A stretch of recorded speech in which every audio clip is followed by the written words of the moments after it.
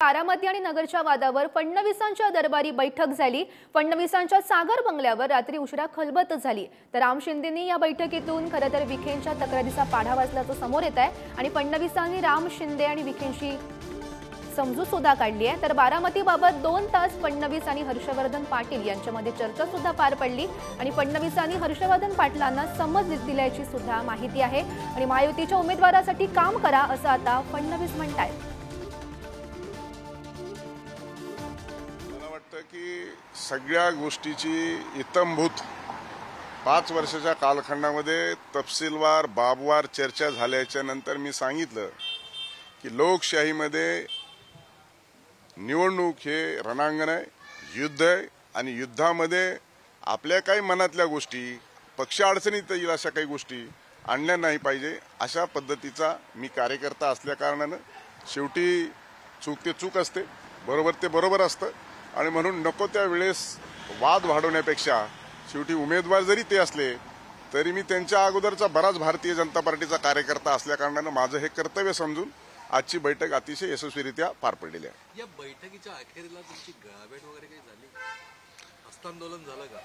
हस्तांदोलन झालं ना, गळाभेट पर्यंत पोहोचले नाही? गळाभेट आता झाले तर जमाय पण अजून झाली नाही। तुम्हाला झाली की सांगू? तर या संदर्भात अधिकची माहिती जाणून घेऊयात। आमचे प्रतिनिधी ओम देशमुख सध्या आपल्या सोबत आहेत।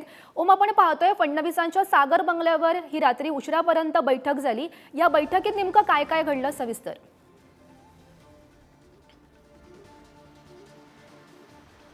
गौरी, साधारणपणे 2 मतदारसंघाचे सध्या हिटिंग मोमेंटवरती आहेत। त्यातला एक महत्त्वाचा म्हणजे बारामती आणि दुसरा म्हणजे काहीसा कमी प्रमाणात हिटिंग आहे पण तोही तितकाच महत्त्वाचा अहमदनगर दक्षिण।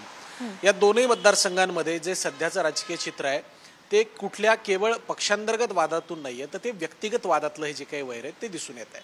गेल्या अनेक वर्षांपासून अजित पवार असतील आणि हर्षवर्धन पाटील यांच्यामध्ये एक वैयक्तिक स्वरूपाचा सुद्धा वाद आहे। 1995 पासून हा वाद सुरू झालेला आहे। दुसऱ्या बाजूला अहमदनगर जिल्ह्यामध्ये राम शिंदे विरुद्ध विखे पाटील हा वाद गेल्या अनेक वर्षांपासूनचा आहे। राम शिंदेंचा 2019 मधला धक्कादायक पराभव असेल किंवा सगळ्या गोष्टींमध्ये विखेंची महत्त्वाची भूमिका होती। त्या अनुषंगाने कालच्या बैठकांना महत्त्व आहे। खऱ्या अर्थानं जसं आपण सांगितलं की हर्षवर्धन पाटलांना समज देण्यात आली आहे। माझ्या माहितीप्रमाणे हर्षवर्धन पाटील यांची समजूत काढण्यात आली आहे।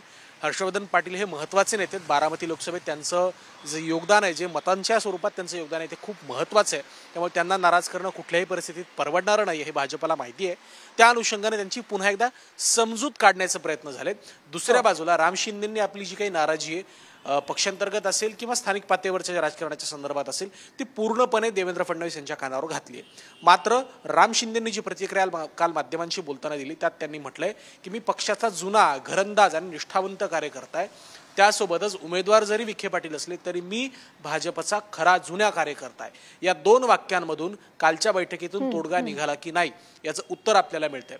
त्यामुळे बैठक जरी झाली असली तरी अंतिमतः यशस्वी झाली की नाही याबद्दल अधिक जेव्हा निकाल येतील तेव्हाच आपण बोलू शकतो। नक्कीच ओम, धन्यवाद दिलेल्या